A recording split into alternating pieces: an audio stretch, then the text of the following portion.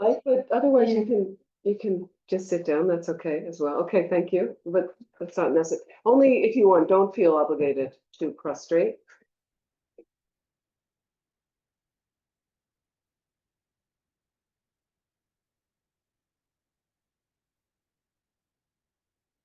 I already made my prostration and then thank you so much. I will do it when they're coming.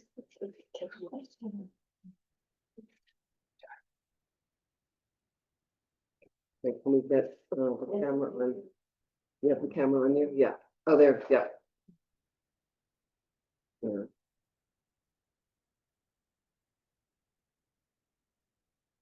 So, very warm welcome, Venerable Amy Mulder.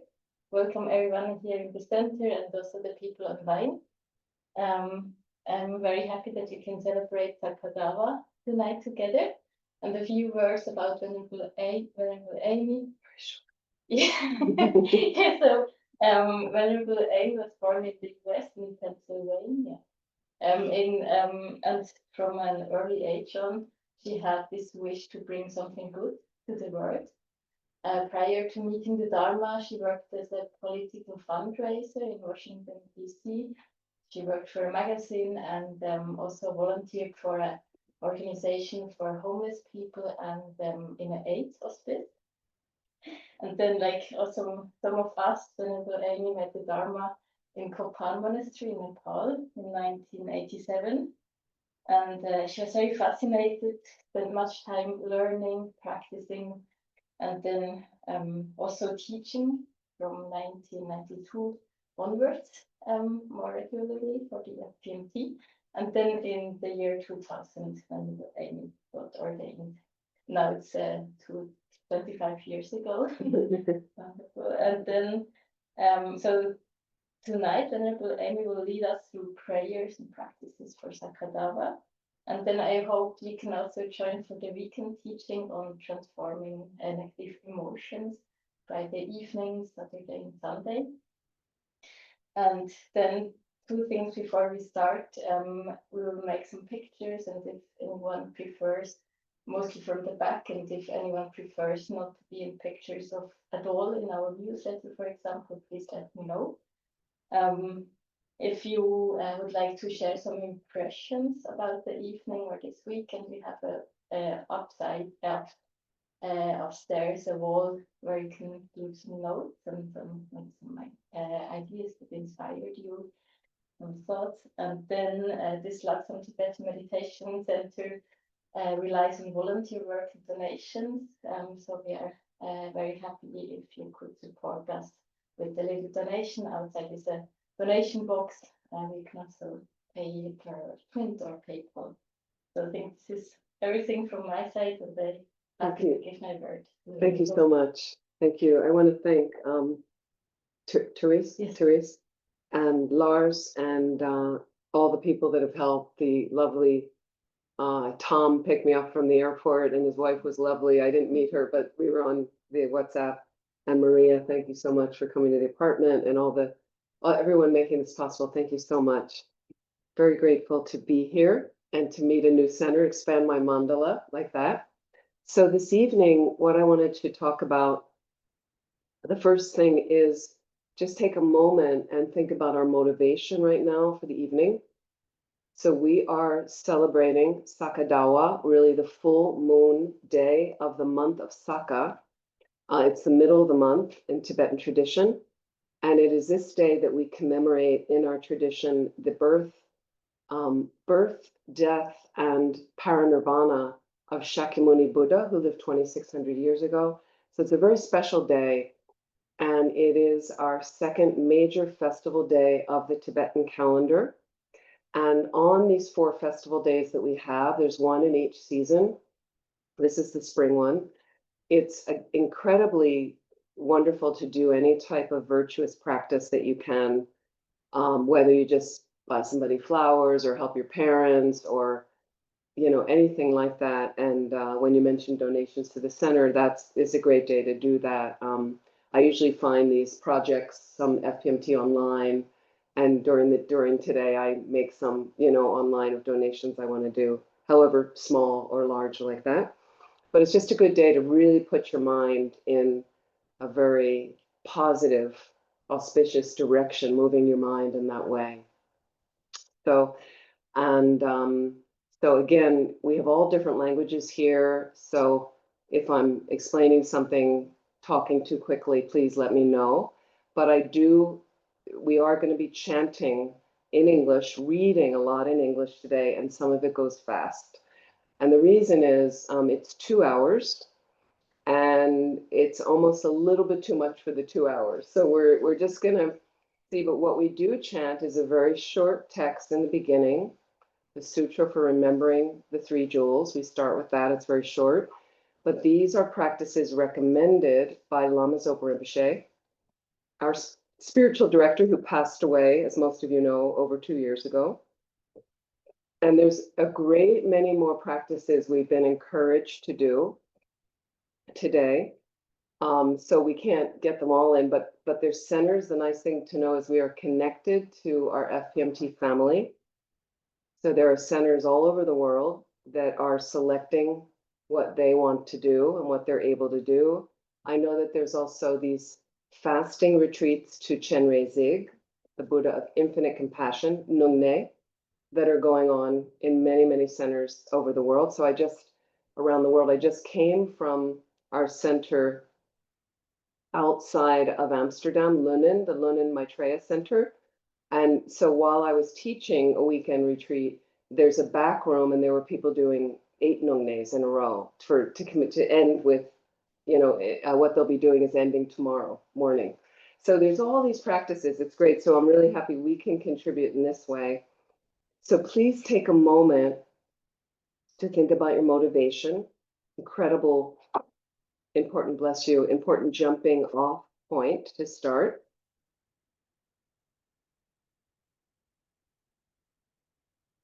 And so just to help us feel, to conjure up really the feeling, and this is a little bit uncomfortable to think about,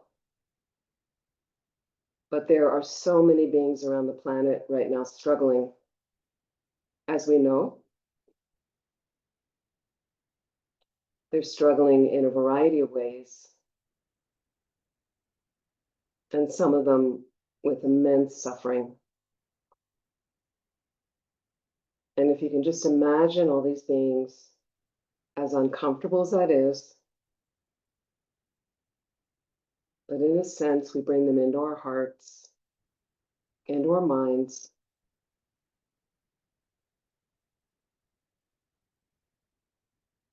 Almost like feeling they're crying out for help. And this is why we're here, for them, for all of them. So some of them may seem more negative in your mind than others. We read about some world leaders that we find challenging. And you may want to leave them out of this formula. But especially, they are the ones who need help. So Buddhism says we all have Buddha nature. We have a sense of goodness, a seed of goodness deep in our hearts. So it doesn't mean we're Buddhas. It just means we have a potential that can awaken into a fully realized being. So everyone with a mind has that same nature. Even the people that challenge you.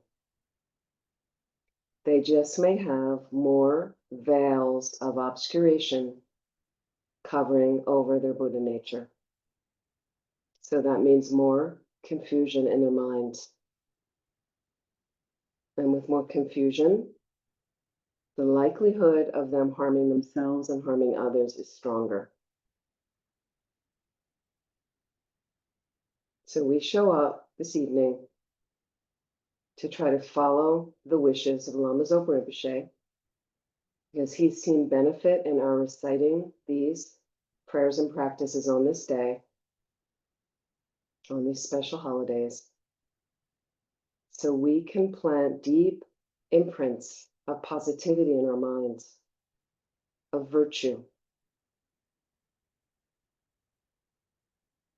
And may those seeds lead us to Buddhahood as quickly as possible, to that fully realized or fully awakened state. But that's not the end. That's the means for us to truly benefit unlimitedly all living beings. So please take a moment if you like that intention, roll it into your own motivation. Take a moment setting your motivation for the best benefit of this evening for all these living beings.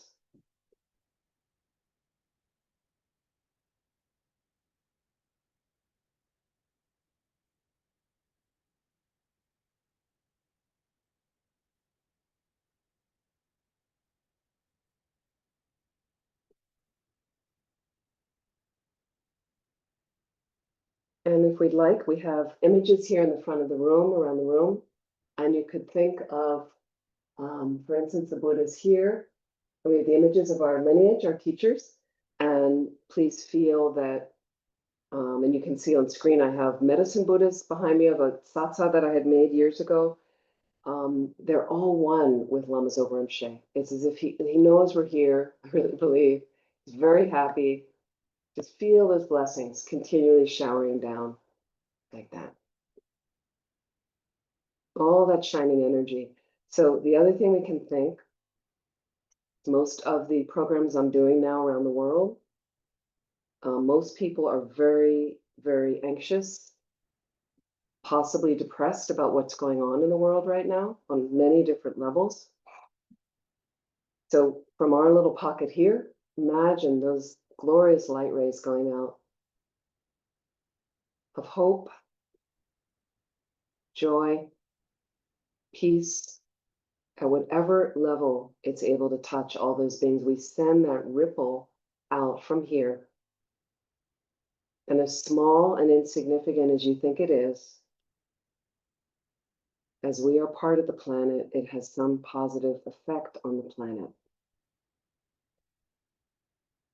You can just imagine all those light rays from our space here, from our Zoom rooms as well, going out to all the beings we can imagine around the planet. And you can also just imagine more personally touching any being you know that is struggling right now, that needs some care.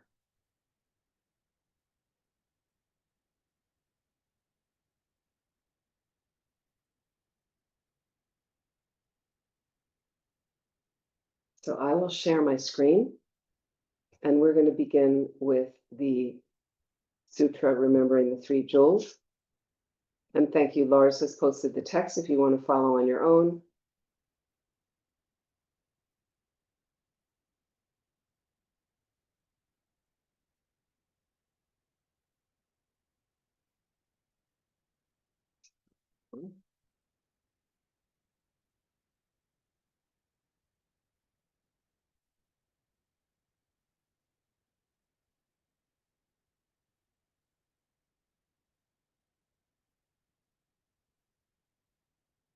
Here we go.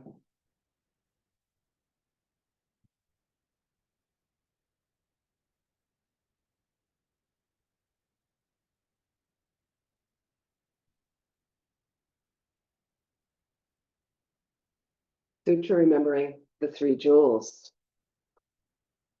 Homage to the Omniscient One, purified and consummate, victorious, virtuous, and transcendent. Thus gone, foe-destroying, entirely perfect Buddha, full of wisdom. The blissfully proceeding, the knower of the world, charioteer and subduer of beings, the unsurpassable and teacher of gods and men, such is Buddha, victorious, virtuous, and transcendent. He who is thus gone exemplifies the merit which is his cause. In him no root of virtue is ever worn away. Through his manifold patience, he is exceedingly beautiful. He is the treasure ground of merit, adorned with the tokens of enlightenment. He is graced with the flowers of the marks of Buddhahood. All he does is seasonable and opportune, and nothing inharmonious mars the sight of him. True joy indeed he gives to those who open up their hearts to him in faith.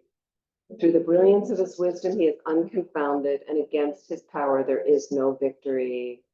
He is the teacher of all living beings, the father of all bodhisattvas, the king of all superior ones. He is the guide of those who journey to the city of beyond affliction. His wisdom is unbounded, his assurance is beyond imagining. His speech is altogether pure, well-tuned, and sweet to hear. Gazing on him, one is never sated, his body is beyond compare. By the realm of desire, he is unstained, and by the realm of form is wholly uncontaminated. He is not mingled with the formless. He is altogether free from misery, and from the aggregates, he is utterly and altogether free. The elements have no hold on him. He has mastered the sense powers. All bonds he has completely severed, and from all pain he is perfectly and totally released. No craving does he have. He has passed beyond the stream. Perfect is his wisdom, and in the wisdom of the Buddhas past, present, and to come, he has made his dwelling. In nirvana, where all suffering is transcended, he does not abide. His abode is in the very summit of perfection, residing in that place where he perceives all living beings. Such are the sublime qualities that are the greatness of the Buddha, victorious, virtuous, and transcendent. The sacred doctrine is righteous in the outset, righteous in the middle, righteous in the end. In its meaning, excellent, and in its words and syllables likewise. It is integral and unalloyed. It is all-sufficing, altogether pure and purifying. Well spoken is this Dharma by the victorious, virtuous, and transcendent. It is a perfect way of seeing and is devoid of ailment. It is perennial and leads us onwards. To see this Dharma is to fulfill one's purpose. The wise will see in it their self-cognizing wisdom. The Dharma spoken by the victorious, virtuous, and transcendent is shown to be well-tempered to the instruction and the needs of all. It drives us from samsara and causes us to go to perfect Buddhahood. It's free from contradiction, and in all it is summarized. It is totally to be relied upon. It is a cutting of the root. The Sangha of the Mahayana comprises those who have well entered, wisely entered with straightforwardness and aptitude. Right it is to join our hands before them, and right to make prostration. They are the glorious field of merit. They are the perfect recipients of gifts. They are the object of offering. Everywhere and always, they are the worthy object of all offering. Thus ends the sublime sutra of remembering the three jewels.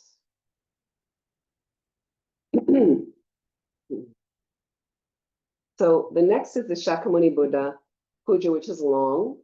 So, but what it does is it takes you through the life story of the Buddha, all the past lives, very inspiring stories when the Buddha was a high-level bodhisattva. It has been extended, this puja, and so this is a more abbreviated version. It was created, and so it's nice to kind of think about the inspiring stories. And another thing that one time was, I was at a teaching with His Holiness the Dalai Lama many years ago. And so we kind of think about the Buddha and we say, well, I can't really get enlightened. I mean, he's there and I'm kind of this lowly worm, right? And so we you go along, you get onto a spiritual path and you say, I'd like to try to meditate a little bit, and I think it calms me down and gives me, nice little bit able to look at my mind a little bit. And we start there. Great, fantastic. But enlightenment is always, for some other lifetime for somebody else, and that's fine. Many people feel that way. Okay, but I was at this teaching with His Holiness, and then His Holiness said, and we should think a little bit in our practice of the bigger picture, right? The longer plan. So it may be, because we have a belief in this tradition in reincarnation, it could be many eons that we're making or evolving a little bit more fully, like just making a little bit positive each life, a little better. That's fantastic. And His Holiness said that he had a memory that he was at a large gathering. He was a poor Indian man at the very back of a massive gathering at the time the Buddha was giving a discourse, was teaching. He had a memory. So all the way in the back, like the lowliest, whatever. And there I was in this teaching that he was giving, the little lowly in the back, So again, that was 2,600 years ago, which seems like an eon for us, but it's really not that long in the grand scheme of all the eons this earth has rotated. So it's something to think about, that if I just keep going and don't give up, which is big teaching from His Holiness, never give up. Think about all the suffering, what His Holiness has endured over his life, never gives up.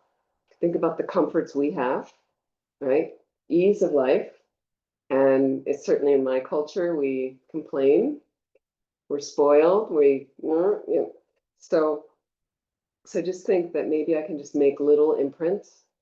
And I think very significant to just think about one day, because we're fundamentally good, because we have Buddha nature, one day we'll get there. So Shakyamuni Buddha Puja.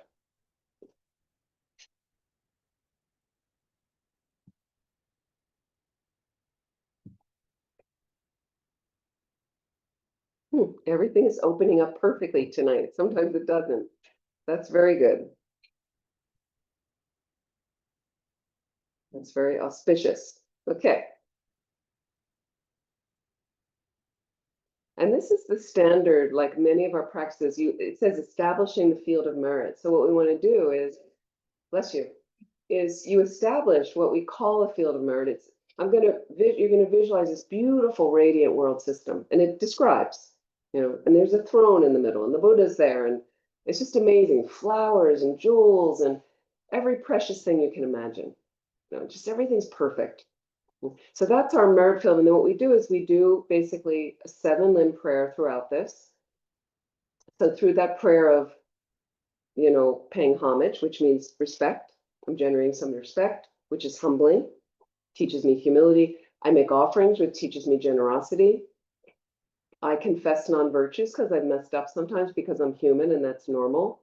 So I have some regret, not guilt, but regret. Okay. Then I rejoice at all the good things, like this wonderful center, the fact that you showed up tonight, you're trying your best. And we rejoice is an easy way to accumulate merit.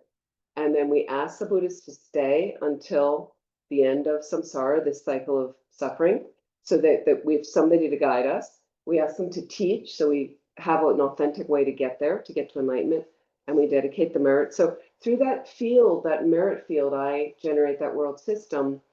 Then through that, the practices that we do, the stories we read through this puja, help me to accumulate merit or positive energy. So you can listen, you can recite with me. Make it a little bigger. There we go. Okay. By the power, the truth of the 3 jewels, of the inspiration of all the Buddhas and Bodhisattvas, of the great might of the completed 2 collections, of the pure and inconceivable Dharma Dhatu, let this place where the deity hosts of the peerless king of the Shakyas and their entourage are to be invoked become a perfectly pure Buddha land, created through the previous special vows of the teacher, the king of sages, with qualities of splendor like those of Lord Amitabha's land. Let its ground be of the nature of manifold jewels, as even as the palm of the hand, broad and spacious, soft and pleasant to touch, immaculate, bright, spread with manifold heavenly flowers, with the sweet fragrance of snake's heart sandalwood. Their borders builded jewel tiles, their banks strewn with powder of gold, silver, and pearls, covered with graceful swaying upalas, kamudas, and lotuses, and adorned with various water birds, sweetly calling and joyfully soaring and hovering. Let lakes, ponds, and pools with the 8 properties make it beautiful. So you can imagine this beautiful realm. And on another note, because I am a 21st century nun, so I do have a smartphone, and it helps me get around the world, frankly. But so now there is an app that you can listen to bird sounds, right? So I've been having so much fun with this, and you just push it and then you tell it where you are. 2 buttons you push, and then it listens, and then it tells me. So I was thinking about here with the birds that are, and now I can identify them, and it's so interesting going around the world because I'm building up my species of birds that I'm experiencing. You know, it's been really fun. This is what nuns do on their day off. Okay. Let wish-granting trees of jewels, bending and swaying beneath celestial gems, garlands of pearls, pendant jewels, nodding blossoms, and beautifully formed fruit, with sounds of true Dharma coming from the ringing of little golden bells, stand everywhere and adorn it well, so let the perfect pure ground appear. So imagine you're in a Buddhist pure realm. We can imagine that. But in a Buddhist pure realm, it's not really a heaven or a God realm that are temporary, where you use up a lot of merit. The pure realm is where you have every perfect condition to practice Dharma. And so even if the trees, if a breeze blows through the trees in a pure realm, it's the sound of Dharma. It's something that could enlighten you. You have every perfect, you're very close to enlightenment in a pure realm and every perfect condition. One Lama told me, in a pure realm, you don't really have a need to eat food because you're just meditating and your body is more kind of in a light nature. And he said, but if you feel like you want a cup of tea, then he said, perfect cup. Perfect cup of tea appears like that. He says, you want an apple? Perfect apple. Just appears. Okay. And that's due to the nature of your realizations, how high the level. So think about what we could do for sentient beings. Okay, in its center, in the center of this incredible universe, let there be a palace arrayed with the 7 precious things most brilliant, emitting powerful beams of light that completely fill measureless worlds of the limitless extent, containing infinite different well-proportioned dwellings, of the sphere of those who have completely transcended the 3 realms, arisen from the superior roots of virtue of those who have transcended the world, marked by the utterly pure and dominating knowledge, the abode of the Tathagatas with the community of bodhisattvas, frequented by infinite gods, nagas, yakshas, gandharvas, asuras, garudas, kinnaras, great serpent demons, human beings, and spirits, fixed in joy in the taste of the Dharma and great bliss, causing all the goals of every sentient being to be attained, free of every stain of harmful defilement, bereft of all maras, a place of the manifestation of Tathagatas, excelling the manifestation of all things, a vehicle of detachment from samsara through mindfulness, wisdom, and great realization, and quietude and insight, enter by the door of deliverance, emptiness, signlessness, and wishlessness, resting on an array of kings of jewel lotuses adorned with infinite qualities, let the great palace appear. In its center, let there be gathered a lotus seat on a precious lion throne for the peerless teacher, the king of sages, and seats for all the rest of the Tathagatas of the 10 directions and the bodhisattvas, here and pratyeka aryas in their attendants. These places are in accordance with the special vows and might of every arya. All beautiful, let them appear. Everywhere outside and in accordance with their high status, let it be entirely filled with manifold, excellent, perfect requisites of gods and human beings, such as foodstuffs, clothing, ornaments, and music as described in the Sutra of the 3 Heaps and the vow of the conduct of Bhadra, in whole oceans of clouds of offerings, and let it be adorned with ornaments. Let all the Aryas take their seats, transform these offerings into suchness, accept them, and enjoy them. So the Aryas are noble beings who have a direct perception of emptiness. So quite a high level being.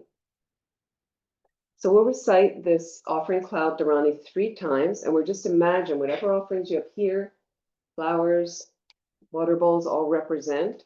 You can imagine your joyous effort, your good morality, your merit, your wisdom, and meditative stabilization, your prayers and dedications. All of that is multiplying, filling all the space, along with obvious offerings and things like that. No namo bhagavate vajrasava pamadane tathagate arhate samyuksam buddhaya tayata om vajre vajre ma teja vajre ma vidya vajre mahabodhi chitta vajre mahabodhi mendopa samkramana vajre starakama avarana bishadana vajre soha. Om Namo Bhagavate Vajrasava Pamadana Tathagatai Arhate Samyak Sambuddhaya Tayata Om Vajre Vajre Ma Teja Vajre Ma Vidya Vajre Ma Bodhicitta Vajre Ma Bodhi Mandava Sankramana Vajre Sarva Kama Varana Vishadana Vajre Soha Om Namo Bhagavate Vajra Sarva Pamadana Data Gataya Arhate Samyak Sambuddhaya Tayata Om Vajre Vajre Ma Teja Vajre Ma Vidya Vajre Ma Bodhicitta Vajre Mahabodhi Mendopa Sankramana Vajre Sarakama Awarana Vishadana Vajre Soha. By the power and truth of the three rare sublime, three jewels, of the blessings of all the Buddhas and Bodhisattvas, by the power of the great light, completed two collections of the completely pure and conceivable sphere of reality, may all these offerings become just so. Please imagine the offerings multiplying fill of all of space, finest qualities. And we offer, just imagine, to the six realm sentient beings,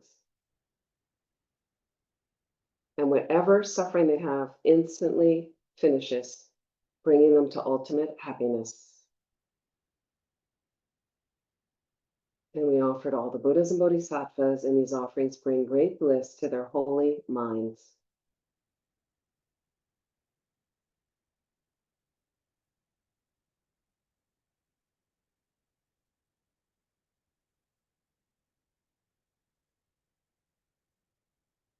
Taking refuge, generating altruistic intention.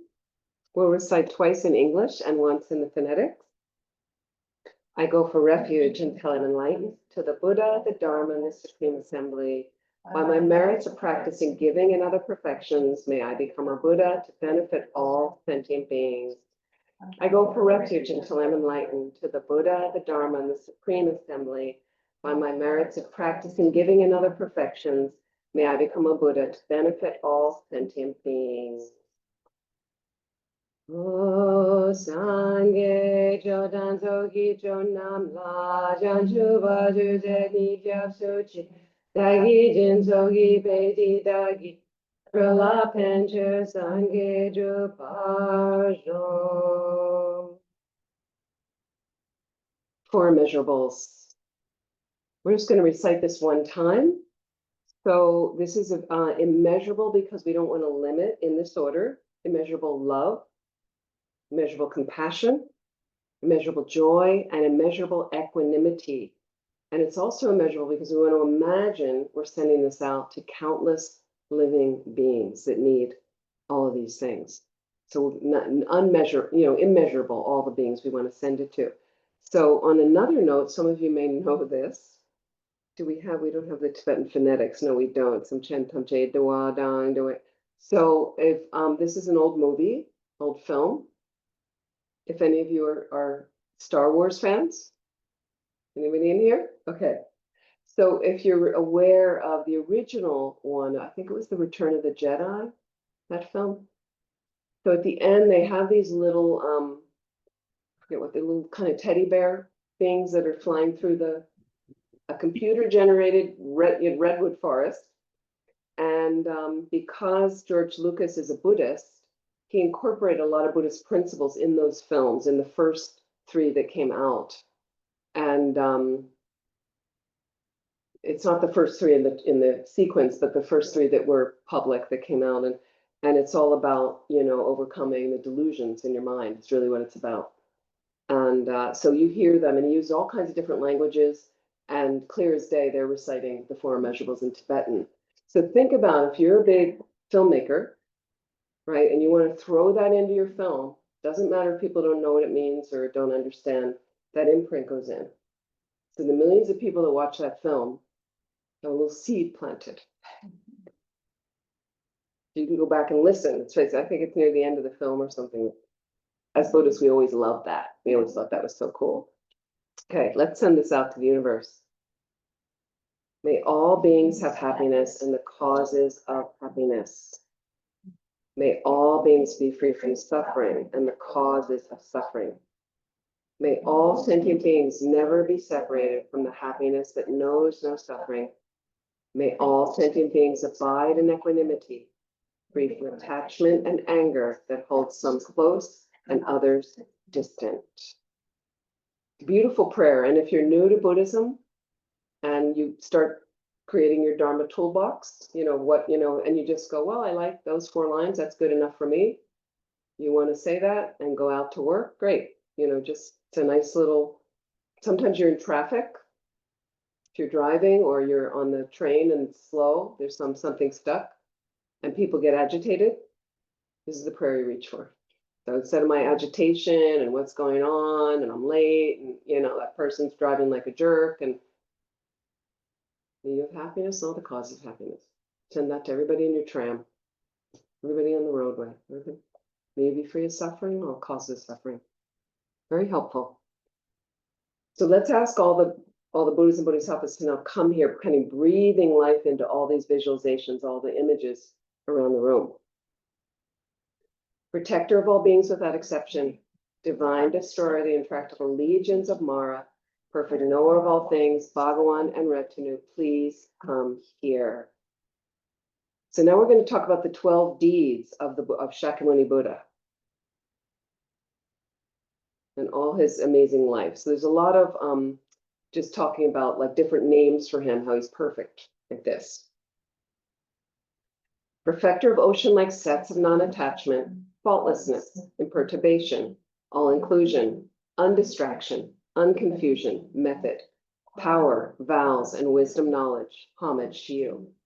Mindfulness, efforts, the bases of psychic power, the supreme faculties and the amazing powers, the enlightenment factors and the Arya paths, all these you duly realize, homage to you. So we're kind of humbling ourselves. This is the beginning of the 7-limb prayer. We're paying homage. So we're just doing it in many verses. These are all the qualities he has that you can have as well. As qualities of the enlightened consciousness. In the 3 countless eons, completing the 10 stages, to tame the gods you became in Tushita, the excellent being known as Sveta Ketu, you of infinite merits, homage to you. Knowing 'twas time you happily entered the womb, were born from the womb, engaged in youthful sports, went forth and lived in practice of austerities, realizer of all benefits, homage to you. Beneath the Bodhi tree you overcame, with mind of loving kindness, Mara's force. All the conquerors of the 10 directions gave you empowerment.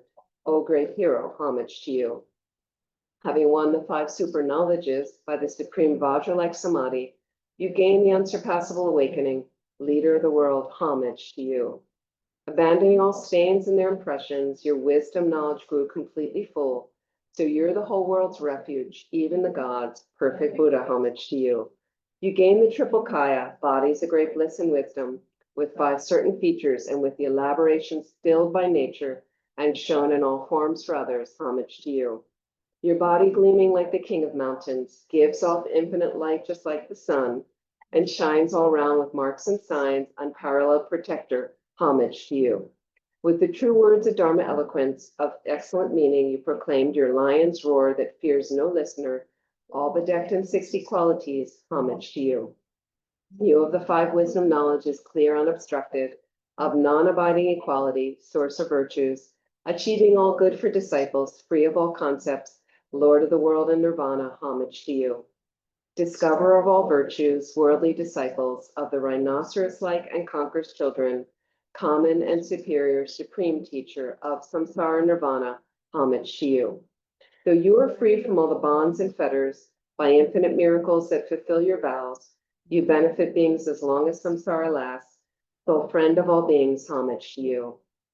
Turning the excellent precious wheel of Dharma, you discipline beings very hard to tame, and fix disciples in the 3 liberations, possessor of the 10 powers, homage to you. Knowing the season of your disciples' fortune, you entrusted the doctrine to the Aryas, and manifested nirvana at Kushinagar, putting an end to sorrow, homage to you.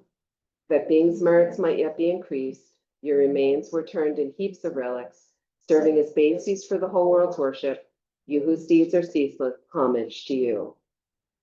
So these are from the Jataka tales, which are past stories of the Buddha's lives, very inspiring. Some of these stories you might be familiar with. The first one about the tigress and her cubs.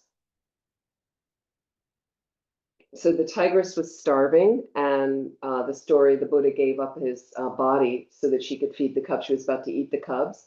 So there were 5 cubs, and when the Buddha got enlightened, he had friends. Then they were all trying different measures to get enlightened, and they were starving at that time, like having 1 rice grain a day. They felt like those kind of austere things would get them enlightened. And then the Buddha was seated beside the Ganges River, and a musician happened to go by in a canoe.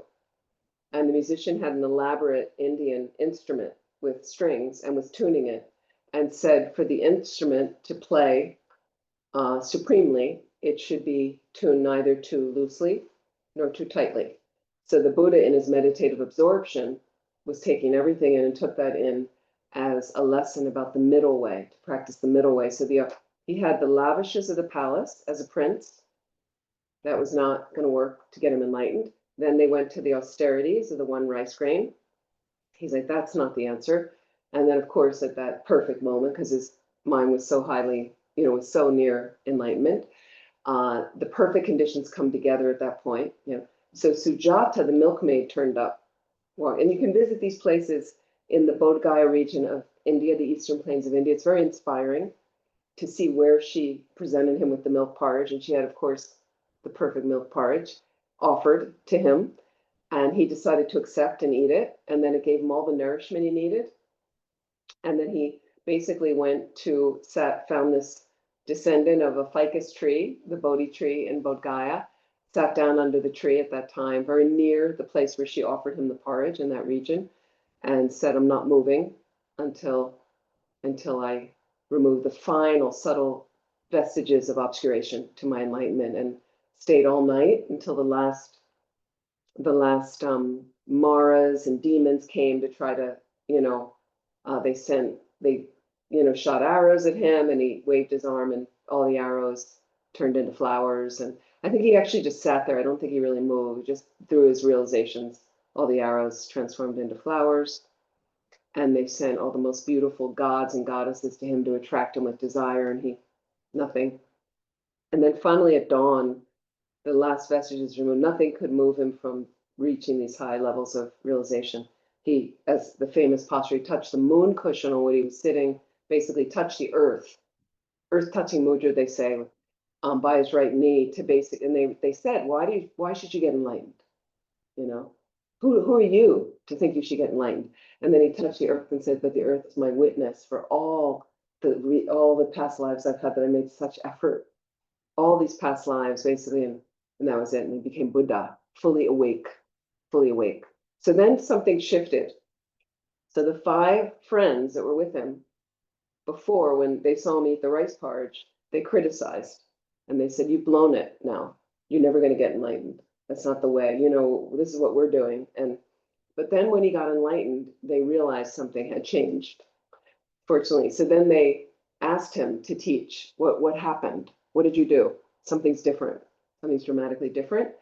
And then finally, it took about 7 weeks until the causes came together for him to give his first teaching, which is now a 5-hour train ride west of Bodh Gaya, to Sarnath. Most of you are familiar with the story. Sarnath, India. And there's an ancient stupa commemorating on the site where he gave his first teaching. And these 5 disciples asked him, please teach us what, and then he gave the first teaching on the 4 noble truths. So those 5 disciples in a previous life were the 5 cubs. To come back to that story, were the 5 cubs. So they had this karma that he was the bodhisattva that offered his body to them so they could eat and not be eaten by the mother. And then many lifetimes later, they turn up to be meditating with him. Okay, so we're going to read some of these stories. Once, Lord, when you took birth as a Brahmin, not bearing in compassion the misery of a tigress and her cubs, you gave your body, healer of affliction, homage to you. Once, when as King Sibi you were born, without regret, you gave away all you owned. To a blind Brahmin, both your eyes you gave. You who made the blind see, homage to you. Once, when you were king of Kosala, recalling your previous life, you said, behold this vast result of giving, but some sour gruel. teaching people true Dharma, homage to you. When you were the merchant, heroic and giving, Mara, unable to bear it, created a fire pit. Courageously you crossed the pit of fire and made offering to an Arya, homage to you. When you were the merchant, Abhisaya, the gods to test you made all your goods disappear, but cutting grass and selling it with its price, you still sustain the needy, homage to you. When born as a master hare, you taught your followers Dharma, and to feed a hungry Brahmin, leapt in a fire yourself. Then Indra took you and showed to all this marvel, homage to you. Born as a Brahmin, living in forest austerities, though for 3 days a god took your austere food, still you gave without regret or attachment, living on joy of samadhi, homage to you. Born King Mitrabala, with love you looked after all beings. With your own flesh and blood you fed 5 yakshas, saying, when I'm a Buddha, I shall give you nectar, homage to you. Born as Prince Visvantara, you gave all you cherished away, including your wealth, elephant, son, and daughter. By fearless giving, you made all beings happy, homage to you. Once born as a righteous king, you saved the lives of countless animals, not allowing their sacrifice. All your people you fixed in the law of 10 virtues, perfect in generosity, homage to you. When born king of the gods, amidst a battle with the Asuras, you caught sight of a bird's nest and saved the young birds' lives, disregarding your own, keeper of morality, homage to you. When you were born a Brahmin, your master told you Brahmins in distress were allowed to steal, but you replied that stealing was improper, perfect in morality, homage to you. When you were the king of the Sibis, your minister offered you lovely Uma Dayanti, but you said, though it cost me my life, I'll not commit adultery, keeper of pure morality, homage to you. When you were a great sea pilot, by true factual words you overcame the ocean's abyss and satisfied all desires with manifold jewels, Suparaga, good crossing, homage to you. When you were the king of fishes and little fish were harmed by the lakes drying up and various birds, you saved them by true words that made it rain. Skillful, compassionate one, homage to you. When you were a quail, a forest fire encircled you, but by speaking true words you turned it back, saved countless beings' lives and made them happy. You with the strength of truth, homage to you. Once when you were Shakra, king of the gods, seeing a king and his court undone by liquor, you taught them by skilled transformation and set them in virtue. Matchless, best guide of beings, homage to you. Once, Lord, when you were born a wealthy Kshatriya, urged by detachment, perceiving the faults of desire, you abandoned all enjoyments of samsara and took the pure going forth, homage to you. Born into an illustrious Brahmin line, you abandoned all wealth to meditate in the wild, made bad conditions the path, gave up thought of harming and taught your companions the Dharma, homage to you. Once when you were treasurer to a king, when you heard your virtues proclaimed by others, you gave up this life and joyfully went forth, perfect in morality, homage to you. Born a Brahmin, you left home and went forth, known as Kudabodhi. Slighted by a king, you angered not, but welcomed him patiently and taught him, homage to you. When born a king of geese, so caught in a snare, you had no fear nor wrath, but with skill and courage for King Brahmadatta and his attendants, you turned the wheel of Dharma, homage to you. When you were the wanderer Mahabodhi, many abused you, but you showed patience, not wrath, unto the king and his court who held wrong views, showed the true way things are, homage to you. When born as an ape, you carried up on your back a man fallen over a precipice. When this wicked man returned harm for kindness, you were patient, outstandingly helpful rescuer, homage to you. When you were born through compassion as Sarava beast, the king attacking you fell into a chasm, but mounting him on your own back, you lifted him out, soul friend of migrators, homage to you. When born as a ruru deer, through your compassion, you saved an exhausted man swept away by a river, bore his betrayal, and turned the wheel of Dharma for the king and his retinue, homage to you. When you were a chief of monkeys and an army assailed your monkey tribe, in your compassion you made your body a bridge and saved the tribe, astonishing great being, homage to you. When you were the ascetic Chantravadan, though a king had your body cut in pieces, not wroth with him, once more in your compassion you repaid good for injury, homage to you.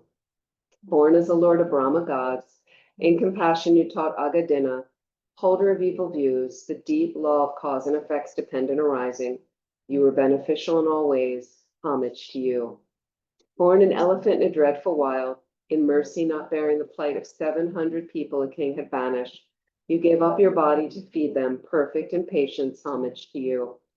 Born as Prince Ayurga, iron house dweller, sick of samsara and driven by detachment, you strove in the practice of bodhicitta samadhi, perfect in dhyana, homage to you. When through compassion you took a buffalo's body, you bore a monkey's insults and taught some god's profound dependent arising of cause and effect, you so perfect in wisdom, homage to you. When through love for beings you took a bird's body, you created a tormented lion and taught some gods the good path that pleases the conquerors. O matchless supreme guide to beings, homage to you. Through infinite existences like these, enjoying insatiably, like an elephant bathing, difficult deeds for others, you were enlightened. O compassionate teacher, homage to you.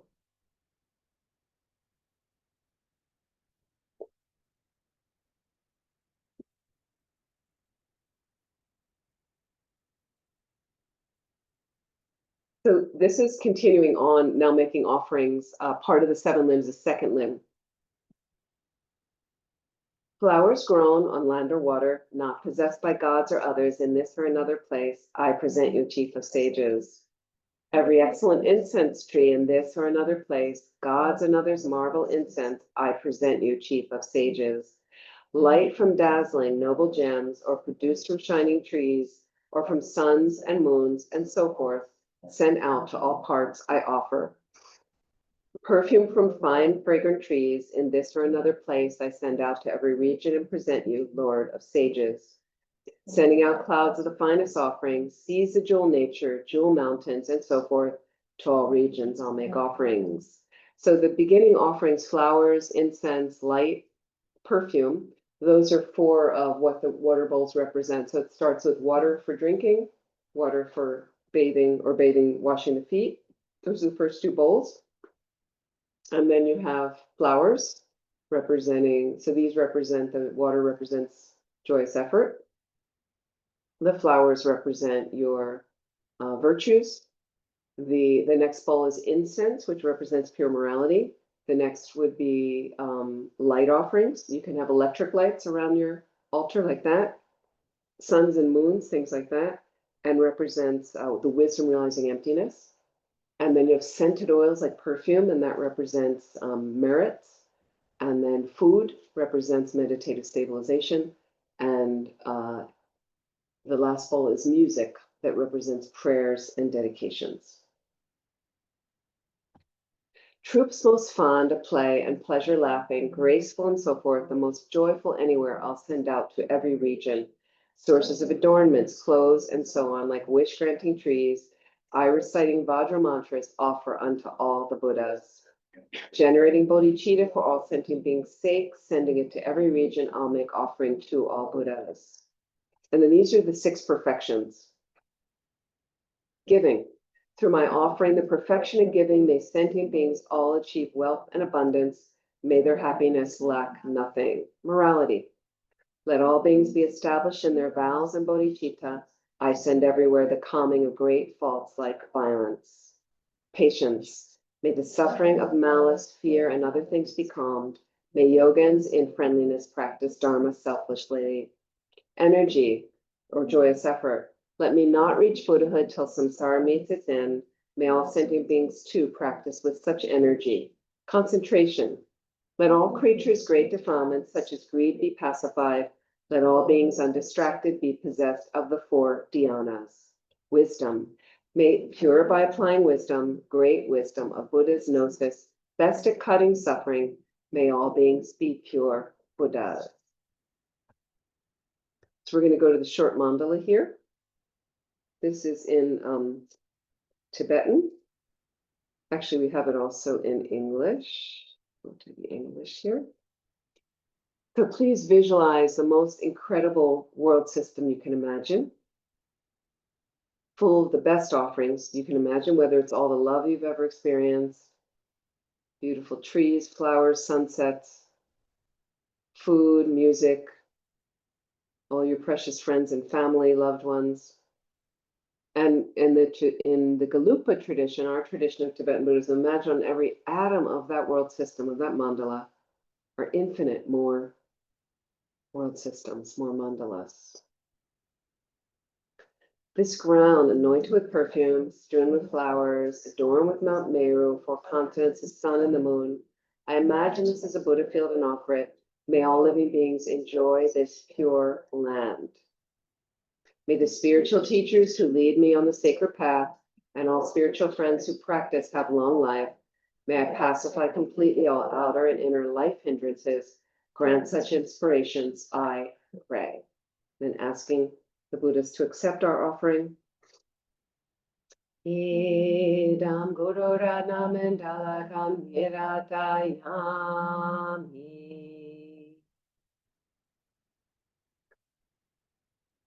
So this again goes through the different offerings represented by the water bowls.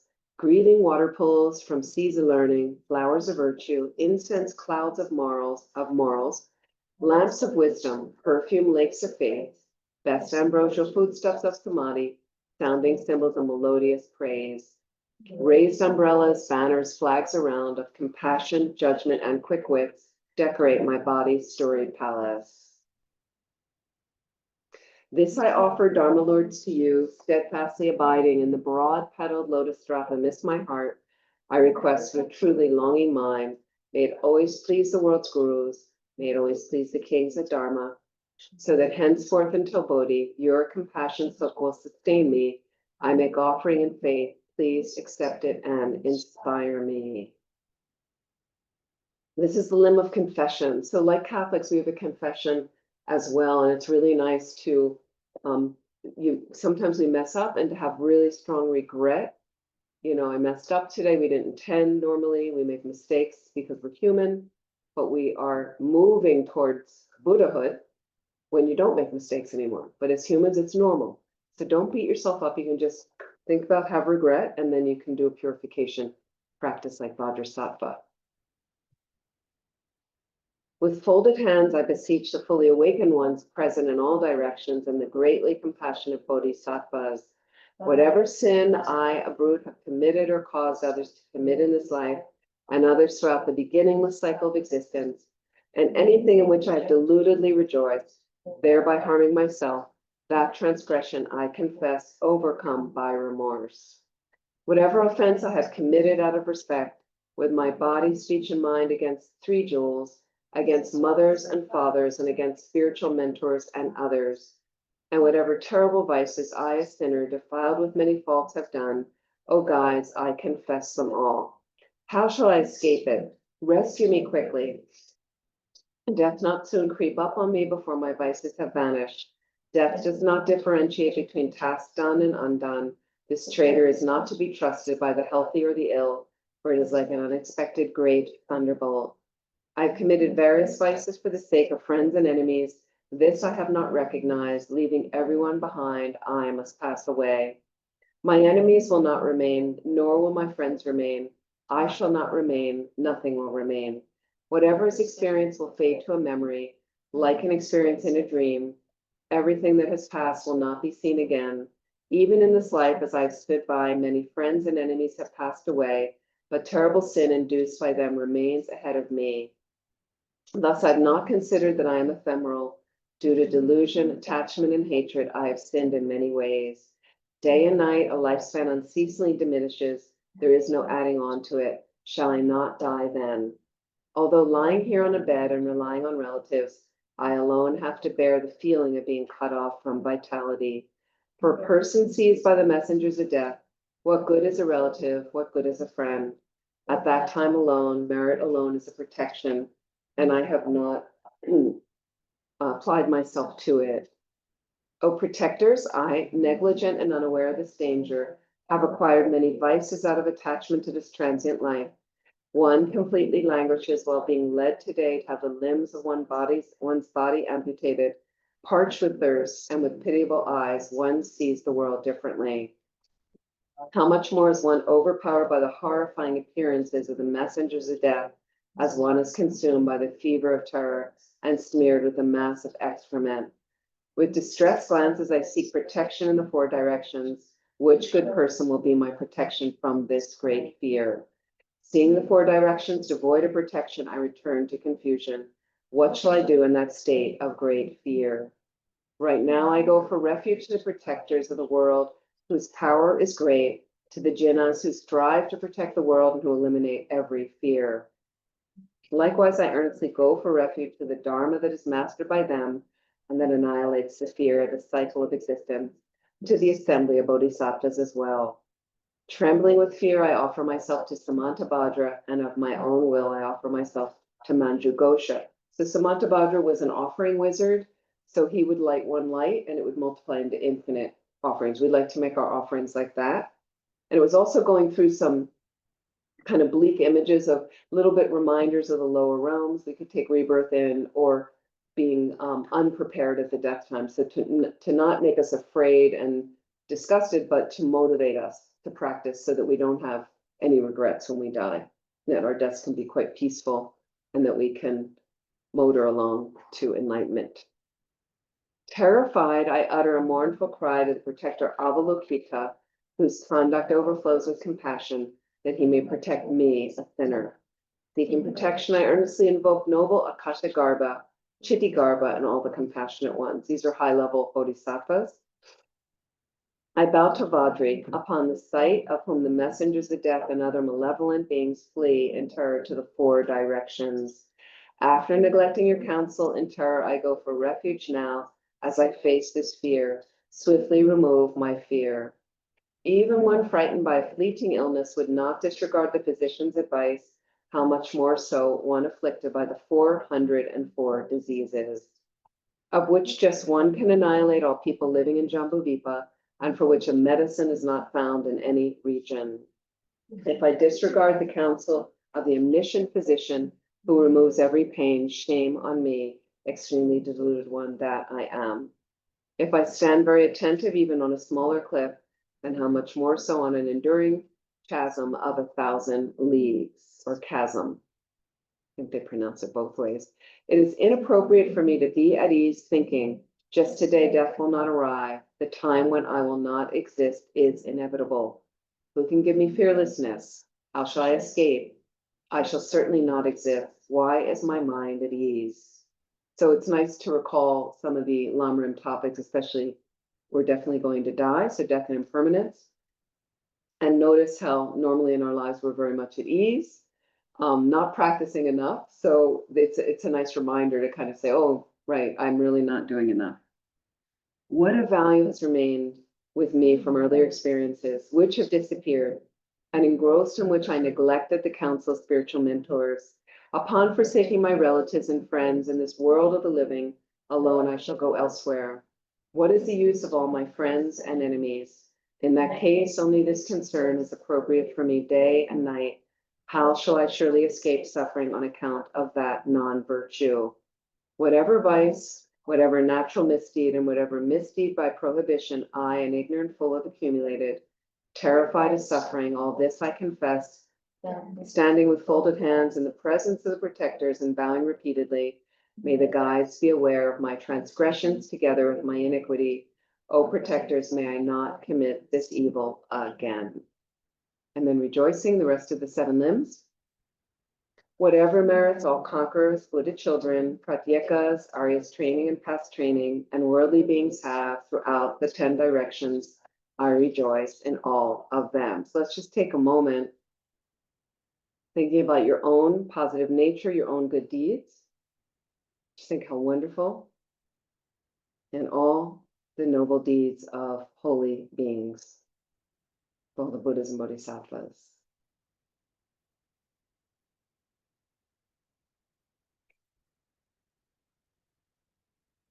Asking them to teach, turn the wheel Dharma, all you lights of the world's of 10 directions who have awakened to Bodhi and realized non-attachment, I urge all you protectors to turn the unsurpassable wheel of Dharma. And then imagine offering golden thrones to the merit field, asking them to stay until samsara ends. Those who wish to demonstrate nirvana are requested with folded palms to stay for eons, as many as the atoms of their lands, for all beings' happiness and welfare. Whatever little virtue I've gathered from prostrating, offering, confessing, and rejoicing, urging and requesting, I dedicate it all toward awakening. So imagine Shakyamuni Buddha in the front. And just imagine this golden radiant being seated on this beautiful jeweled throne supported by 8 great snow lines that represent his fearlessness. And he's seated on a lotus, sun, and moon cushions. Lotus represents renunciation. The moon cushion represents relative bodhicitta, the wish to attain enlightenment to benefit all, the enlightened attitude. The sun cushion represents the wisdom realizing emptiness. That is his seat, his foundation. The 3 principles of the path is what they represent. 3 principles of the path.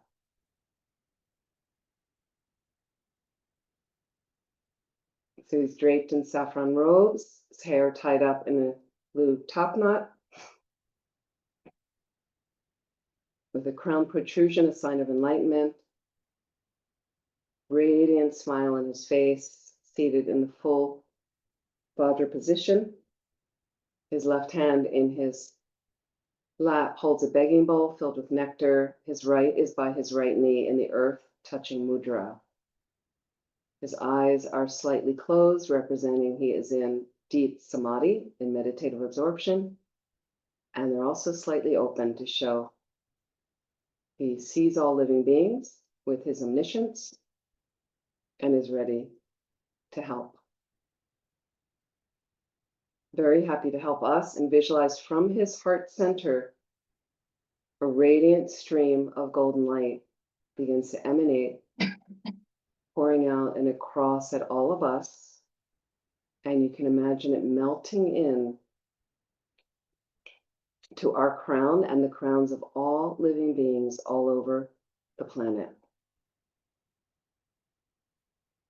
All these excellent qualities of the Buddha's body, speech, and mind, complete blessing for our minds, descend. So just feel them permeating right through your nervous system in the most positive way, chasing out all negativities, all obscurations, as we receive the blessing and inspiration, and we'll recite the Buddha's mantra. So I'll chant some and then we can recite a little bit on our own.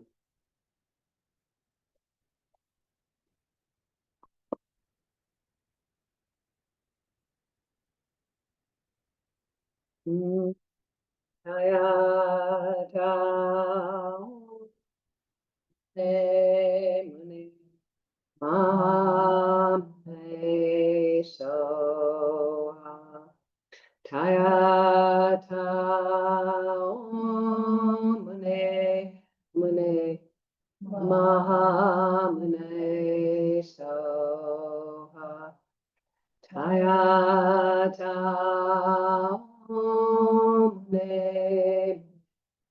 Mahamune Soha. So it does say Svaha, the last syllable, you can pronounce it Svaha or Soha. Tibetans don't have a V in their etymology, so they usually say Soha, or some say Swaha. All of them are fine. And it's actually, instead of Muni, it's really Mune, Mune, Maha Mune, Soha. And the Tayata, the TH, is more of a harder T. So try your best. You can recite at any pace that you like, but try to keep the visualization going as best as you can. Tayata.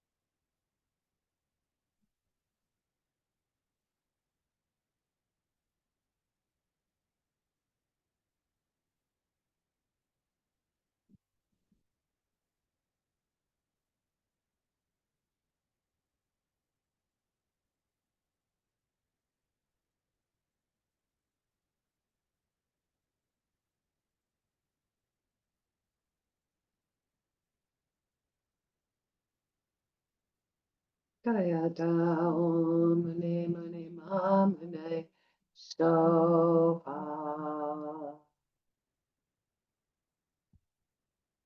Dismissal the merit field. Or we can dismiss a replica. You can imagine they're still here for the rest of our day, rest of our practices. You do all that's good for beings and grant cities in accordance. Please go to your Buddha lands and please come back again later. Great compassionate lords, it is good that you benefit us and all sentient beings, but please go miraculously with your retinues to your respective lands. But just if you'd like to imagine for a moment a replica of the Buddha, you could visualize over your crown facing the same direction as you. Comes to your crown. And a replica of that Buddha dissolves from the edges of the visualization, along with the jewel throne, snow lions, the lotus, sun, and moon disk on which he sits, and dissolve right into the center into a golden, radiant drop of light. Golden, radiant drop of light melts into your crown. You feel all the blessings of his holy body, holy speech, holy mind.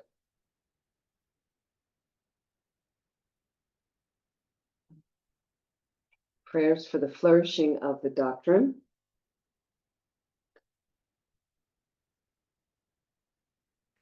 Homage to the seven Buddhas heroes, Vipasyan, Sikhin, and Visvabhu, Krakuchanda, Kanakamuni, Kasyapa, and Gautam Shakyamuni. Through the hardships I've endured formerly for being sake, and through my renouncing pleasure, may the doctrine flourish long. Since I've given my livelihood for the sake of sick people, through protecting needy beings, may the doctrine flourish long. Through my giving son and daughter, wife, wealth, jewels, elephant, and my chariot for awakening, may the doctrine flourish long.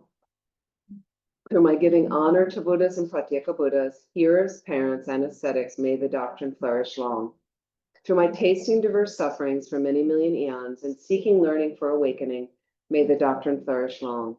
Through my long-kept morals, vows, and penances, and worship of Buddhas in the 10 directions, may the doctrine flourish long.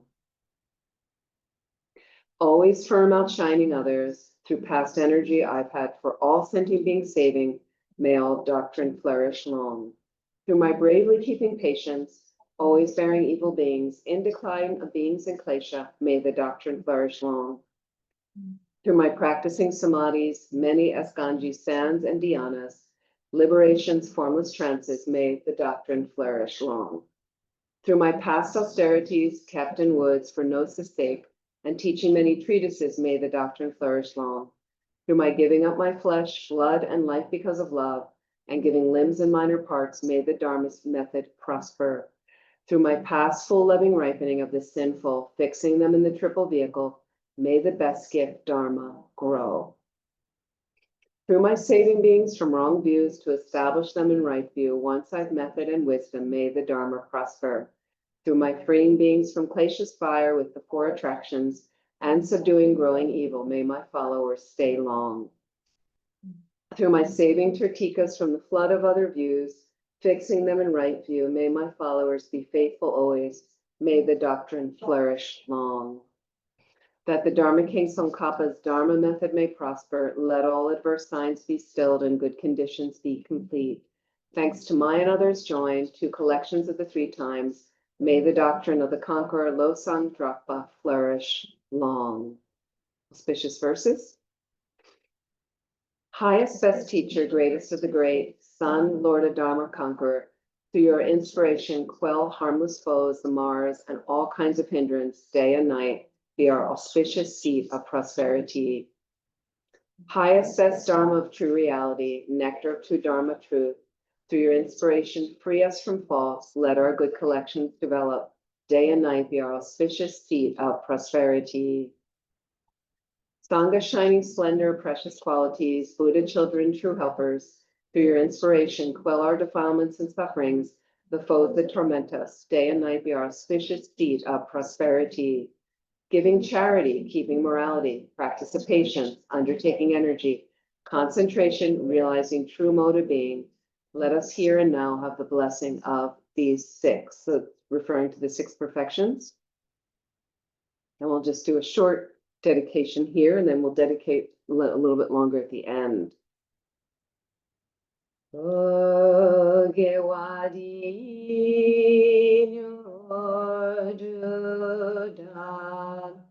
Lama Sangye Drugyone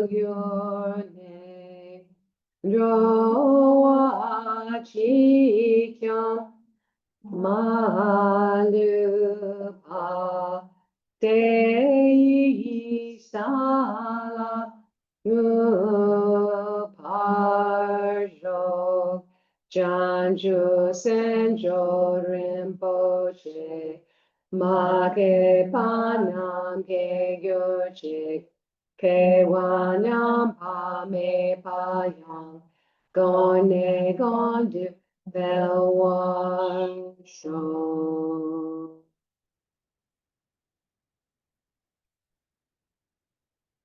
So that completes the Shakyamuni Buddha Puja. So just for time's sake, because I prefer to, happy to do that puja with a little bit more explanation. So the names of Manjushri is also quite long, and we've been asked to recite that for the swift return of Lama Zopa Rinpoche.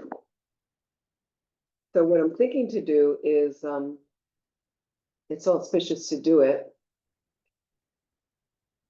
Let me just pull up my text for a minute, because sometimes we can recite these by we each take a few pages and recite out loud together, but you're reciting your own version, and then we finish the whole text together with each of us doing. Let me just bring up my, because I'm afraid it'll be too long to do the whole thing, and then the King of Prayers is very powerful today. No, I'm good. I don't need any more. Thank you. That's perfect. Thank you so much.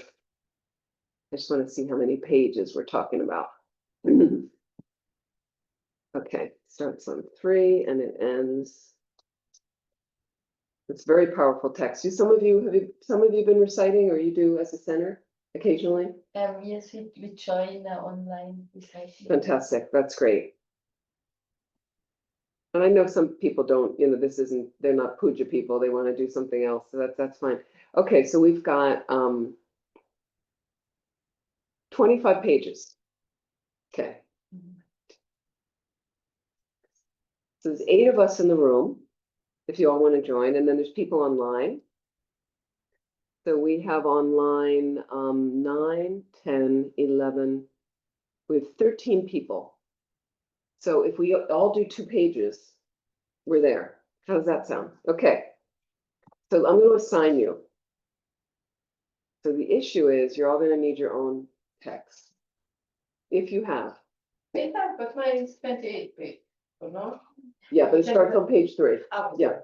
So you've got your text. Do you have, who has their text? Because It's been sent or It's on the website. On the website.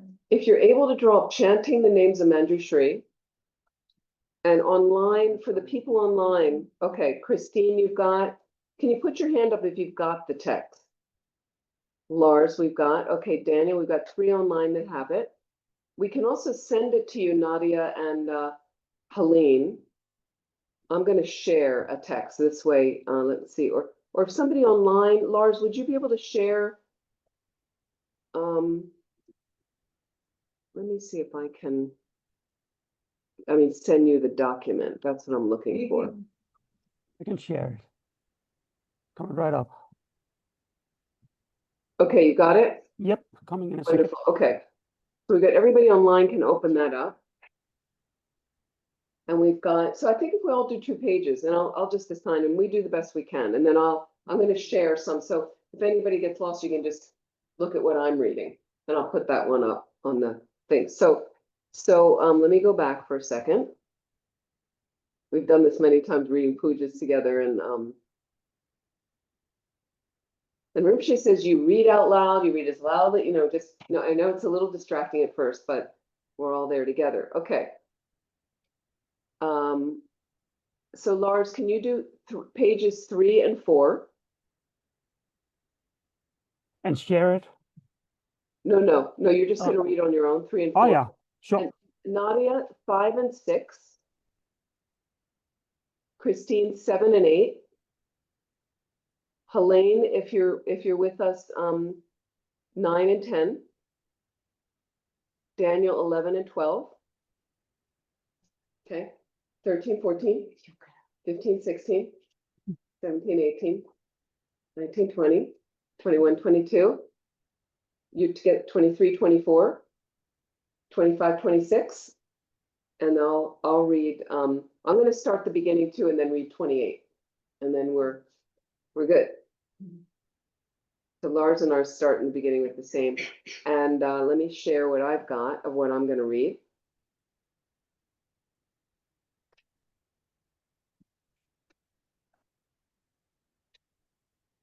And we just do the best we can. And Oh, I thought it was the King of Prayers. Is it the chanting we're gonna do now? Sorry. chanting the names of noble Manjushri. Oh, okay. I will we're get gonna it in the do that. chat in a second. So Give me- auspicious for, Wrong it's one. Coming right 19 up. Next up. 2 no seconds. problem. And Rinpoche, and this is what His Eminence Ling Rinpoche said, is, and this way we're not rushing with the King of Prayers. It's like, there's so much to get done. And His Eminence Ling Rinpoche said that, because we pray that Rinpoche can come back, we have heard the announcement that Rinpoche has taken birth in Nepal.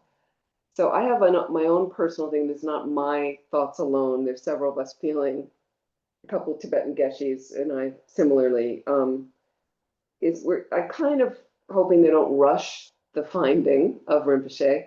The reason is, it's great news that Rinpoche has taken rebirth in Nepal. And so we keep praying to create the cause that Rinpoche can do his full education, like have an easy family, comes from easy, happy family, can complete his entire education without interruption. And His Eminence Ling Rinpoche added, with sharp intellect, to fill the shoes entirely. Because, Rinpoche Shoes, our organization, is huge, so many projects. So really it's a nice thing to think about including. And I also just say about an optimal rebirth and have my ideas of what that means. The family very happy to have Rinpoche go to Kopan, to have his whole education like that. And Rinpoche's sister, Annie Lanoang Samben, dear friend of mine, who lives at Laudo up in the mountains of Nepal. She knows some English, and she's also very funny as well. She's quite a character. She's had a really hard life, and she, in the past year and a half, lost 2 brothers and an uncle. So it's been really, really hard for her. She's the last sibling left of the 6 children that were born to her parents, Rinpoche being the 4th born.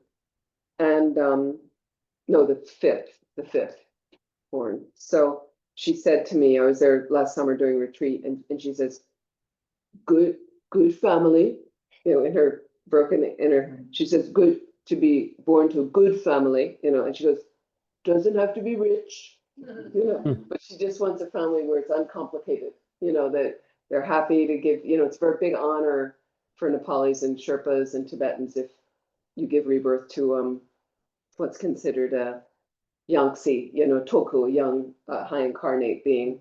So, but I hope they don't rush a process that this child, if they find some special children, they take them to Kopan and they want to become monks and they start studying, let them do that without a recognition, like just because if he's a special child, it will start showing, but he'll get a few years without the, onslaught of everybody coming and offering him all these toys and gifts. And it's just, and he's got to be kind of performing and offering katas. And I think it's just too much. Let him just be a child and do his studies. And so anyway, we're just hoping the most optimal situation will occur. We can meet again. Okay, so pick your pages, go for it and read at whatever pace you can, no worries. And then when you're done, just stop reading and then we'll all finish around the same time. Homage to ever youthful Manjushri. Request. Then Vajradhara ever gloria, supreme subduer, the hard to tame, the hero conquering the triple world, the Vajra Lord and master of all secrets, with eyes wide open like white lotuses, his face just like a lily in full bloom, while shaking in his hand repeatedly a Vajra, the highest form, accompanied by countless Vajrapanis with features such as fierce, turbulent brow, subduer, the hard to tame heroes appearing with heroic, hideous forms.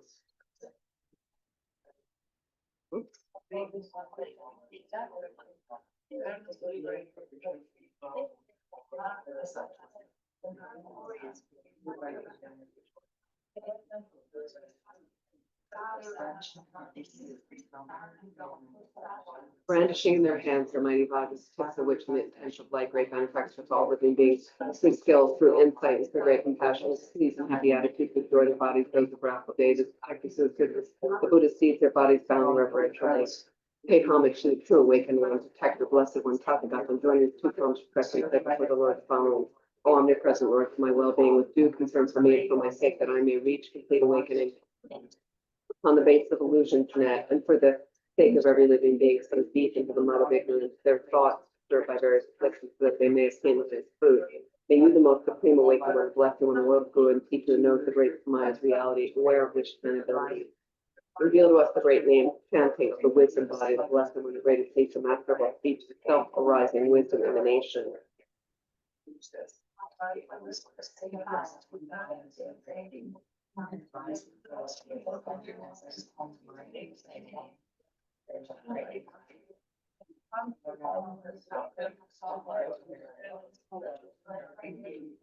Om Sara Dharma, Dharma Baba, Swababa, Vishada, Raja, Bhakti, Parishuddha, Sara Dharma, Yad Uta, Sara Tathagata, Janaya Kaya, Manjushri, Parishuddhitam, Upadayati, Sara Tathagata, Rida, Hara, Om Pri, Bhagavan, Janana Murti, Vachishvara, Mahavacha, Sara Dharma, Gaganamala, Supari Shuddha, Dharmadhatu Janana Garba Then Vajradhara, glorious, most pleased and satisfied, folded palms, prostrate to the Buddha, noble guard, the blessed one, the Lord Tathagata, and with a host of other Vajrapanis of various forms, the Lord of Guyakas. And if you'd like, you can join in the last page. And with a host of other Vajrapanis of varied forms, the lords of Guyakas, sublime protectors, noble, wrathful kings, he then explained this effervescent praise. Protector, we rejoice, how excellent what you have clearly taught. Through you, our lofty aim has been achieved, which leads to true and full awakening. And so the aims of helpless mundane beings who seek the fruits of perfect liberation, just this taught in the Maya Jala, is the noble path that leads to excellence. With largeness, vastness, and profundity, with meaning great, achieving beings' aims, just comprised the three Buddhist sphere, just this taught by all awakened ones. And we're just going to read the first page again, because that creates the cause that you can always keep reading. Homage to the ever youthful Manjushri. Then Vajradhara, ever glorious, supreme subduer, the hard to tame, the hero conquering the triple world, the Vajra lord and master of all secrets. With eyes wide open like white lotuses, his face just like a lily in full bloom, while shaking in his hand repeatedly a Vajra of the highest excellence, accompanied by countless Vajrapanis with features such as fierce turbulent brows, subduer of the hard to tame heroes, appearing with heroic, hideous forms. Chanting the names of Manjushri. Thank you.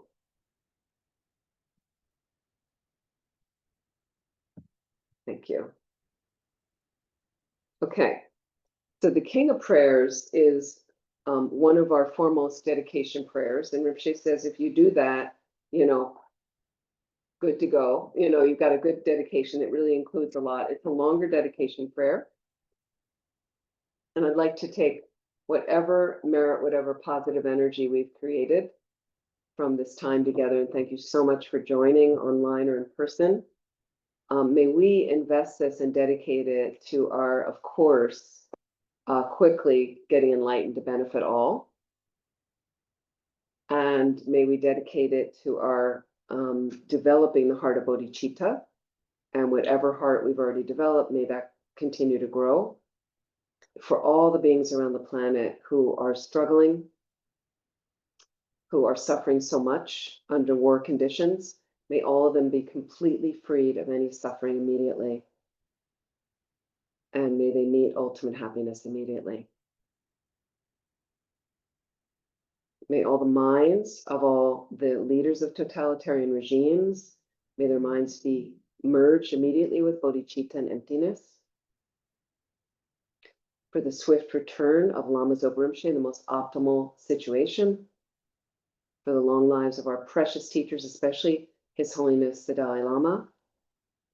For the great flourishing of all of our centers, and especially Laksam Center here in Zurich. For great harmony at and among all of our centers.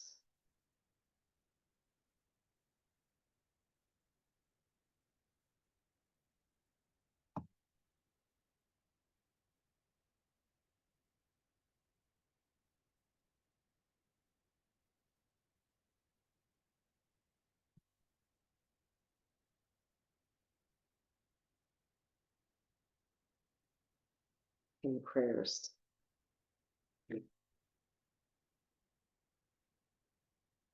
So again, this is called the prayer of Samantabhadra, again, the offering wizard. So when you dedicate like this, like he did, massive dedication. I bow down to the youthful Arya Manjushri. You lions amongst humans, gone to freedom in the present, past, and future. In the world of 10 directions, to all of you with body, speech, and sincere mind, I bow down. With the energy of aspiration for the Bodhisattva way, with a sense of deep respect, with as many bodies as atoms of the world, to all you Buddhas visualized as real, I bow down.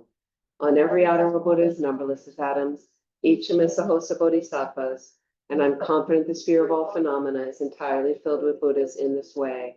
With infinite oceans of praise for you and oceans of sound from the aspects of my voice, I sing the breathtaking excellence of Buddhas and celebrate all of you gone to bliss. Beautiful flowers and regal garlands, sweet music, scented oils and parasols, sparkling light and sublime incense I offer to you, victorious ones. Fine dress and fragrant perfumes, sandalwood powder heaped high as Mount Meru, all wondrous offerings in spectacular array I offer to you, victorious ones. With transcendent offerings, fearless and vast, with profound admiration for all the Buddhas, with strength and conviction in the Bodhisattva way, I offer and bow down to all victorious ones.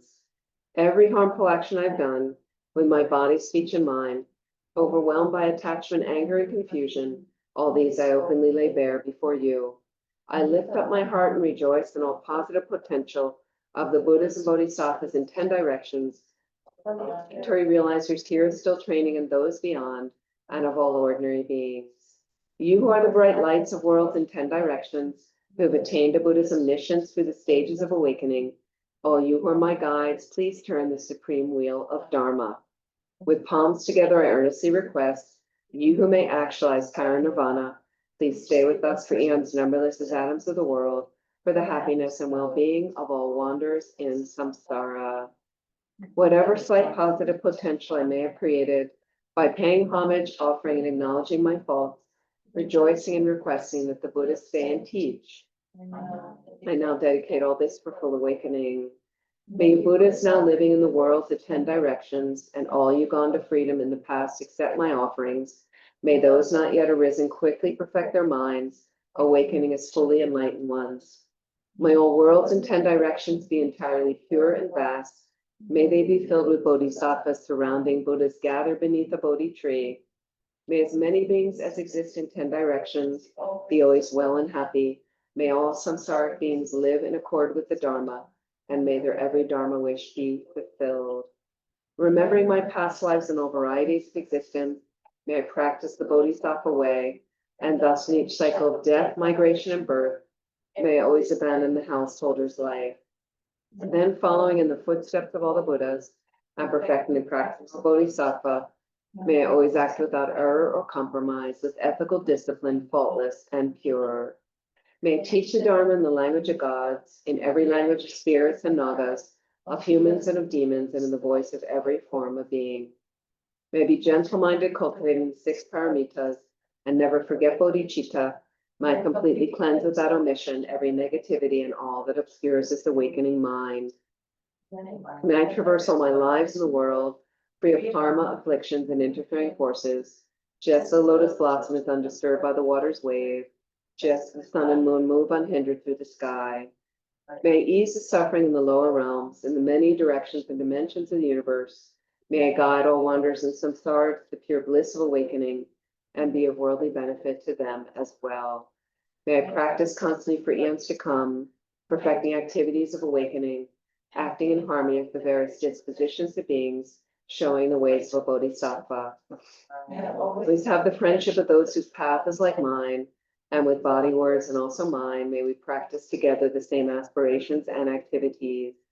May I always meet a spiritual mentor and never displease that excellent friend who deeply wishes to help me and expertly teaches the bodhisattva way.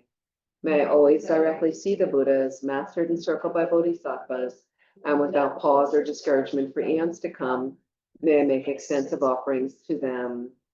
May I hold within me the Buddha's genuine Dharma, illuminate everywhere the teachings that awaken, embody the realizations of a bodhisattva, and practice ardently in all future eons. While circling through all states of existence, may I become an endless treasure of good qualities, skillful means, wisdom, samadhi, and liberating stabilizations, gathering limitless pristine wisdom and positive potential. On one atom I shall see Buddha fields numberless as atoms, inconceivable Buddhas among bodhisattvas in every field, practicing activities of awakening. Perceiving this in all directions, I dive into an ocean of Buddha fields, each an ocean of 3 times Buddhas in the space of a wisp of hair, so I too will practice for an ocean of eons. Thus I am continually immersed in the speech of the Buddhas, expression that reveals an ocean of qualities in one word, the completely pure eloquence of all the Buddhas, communication suited to the very tendencies of beings. With strength of understanding, I plunge into the infinite enlightened speech of the Dharma of all Buddhas and 3 times gone to freedom, who continually turn the wheel of Dharma methods. I shall experience in one moment such vast activity of all future eons, and I will enter into all eons of the 3 times in but a fraction of a second. In one instant, I shall feel those awakened beings, past, present, and future lions amongst humans, and with the power of the illusion-like stabilization, I will constantly engage in their inconceivable activity. I shall manifest upon one single atom the array of pure lands, present, past, and future. Likewise, I shall enter the array of pure Buddha fields in every direction without exception. I shall enter the very presence of all my guides, those lights of this world who are yet to appear, those sequentially turning the wheels of complete awakening, those who reveal nirvana, final, perfect peace. May I achieve the power of swift magical emanation, the power to lead the great vehicle through every approach, powers always beneficial activity, the power of love pervading all realms, the power of all surpassing positive potential, the power of supreme knowledge unobstructed by discrimination, powers of wisdom, skillful means, and samadhi. May I achieve the perfect power of awakening, purifying the power of all contaminated actions, crushing the power of disturbing emotions at their root, diffusing the power of interfering forces. I shall perfect the power of the bodhisattva practice. May I purify an ocean of world. May I free an ocean of beings. May I clearly see an ocean of Dharma. May I realize an ocean of pristine wisdom. May I purify an ocean of activities. May I fulfill an ocean of aspirations. May I make offerings to an ocean of Buddhas. May I practice without discouragement for an ocean of eons.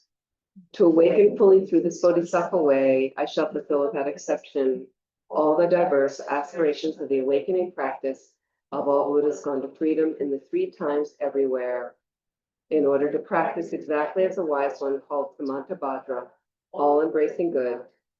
Older brother, the sons and daughters of the Buddha, I completely dedicate all this goodness. Likewise, may I dedicate to skillful Samantabhadra with pure body, speech, and mind, pure actions, and pure Buddha fields. I shall give rise to the aspirations of Manjushri for this bodhisattva practice of all embracing good, to perfect these practices without discouragement or pause in all future eons. May my pure activities be endless, my good qualities boundless, and through abiding in immeasurable activity, may I actualize infinite emanations.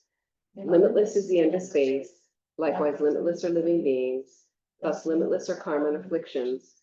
May my aspirations reach be limitless as well. One may offer to the Buddhas all wealth and adornments of infinite worlds in 10 directions, and one may offer during eons numberless as atoms of the world, even the greatest happiness of gods and humans. But wherever hears this extraordinary aspiration and longing for highest awakening, gives rise to faith just once, creates far more precious positive potential.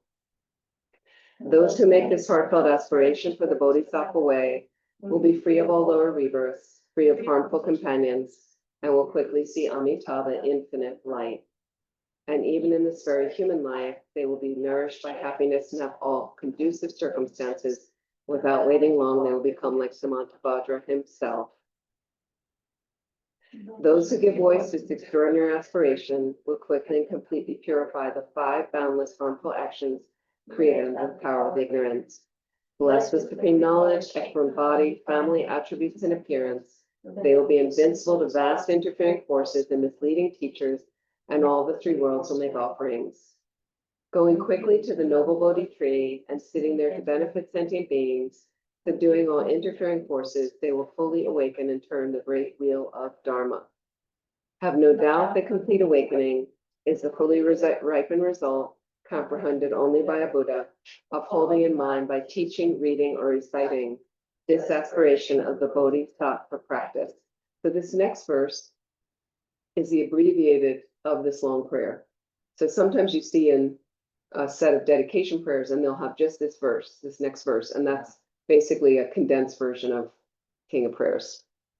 In order to train just like the hero Manjushri, who knows reality as it is, and just like Samantabhadra as well, I completely dedicate all this goodness just as they did. With that dedication, which is praise is greatest, while the Buddha's gone to freedom in the 3 times, I too dedicate all my roots of goodness for the attainments of the Bodhisattva practice.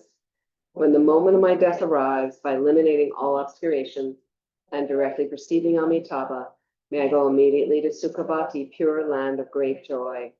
Having gone to Sukhavati, may I actualize the meaning of these aspirations, fulfilling them all without exception for the benefit of beings for as long as this world endures. Born from extremely superlative, beautiful superlative lotus, in this joyful land of Buddha's magnificent mandala, may I receive a prediction of my awakening directly from Amitabha, Buddha Amitabha. Having received a prediction there, may I create vast benefit for beings throughout the 10 directions with a billion emanations by the power of wisdom. Through even the small virtue I've accumulated by offering this prayer the Bodhisattva practice, may all the positive aspirations of beings be fulfilled in an instant. Through creating limitless positive potential by dedicating this prayer to Samantabhadra's deeds, may all beings drowning in this torrent of suffering enter the presence of Amitabha. Through this king of aspirations, which is the greatest of the sublime, helping infinite wanderers in samsara, through the accomplishment of the scripture dazzling with Samantabhadra's practice, may suffering realms be utterly emptied of all beings.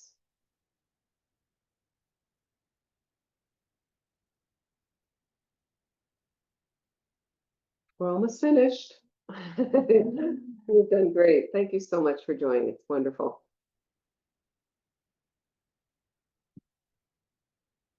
So we're going to do the long life prayer for His Holiness. And thank you, Lars, for sending this nice version of it with the nice photos. And Rinpoche, Lama Zopa Rinpoche used to say that when you do this prayer, because we do it, it's so common nature, we don't really, he said you need to really think about His Holiness.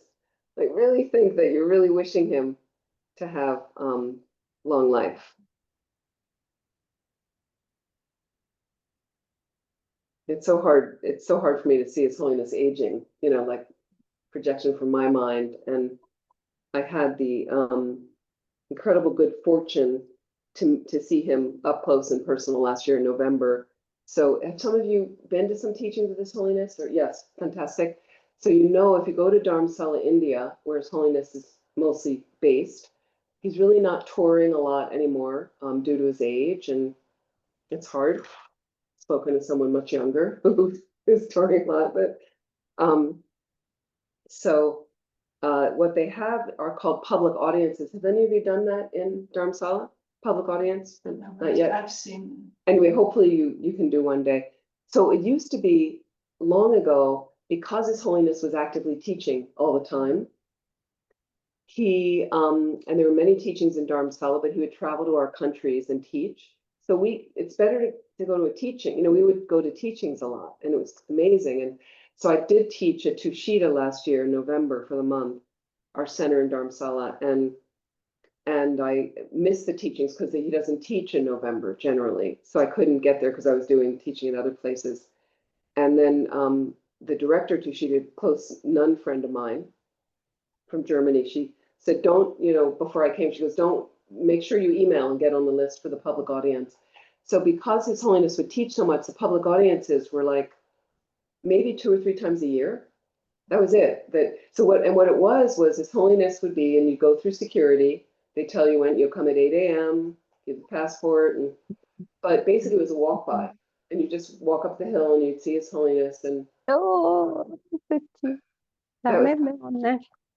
Come on. you knew them? Sorry. So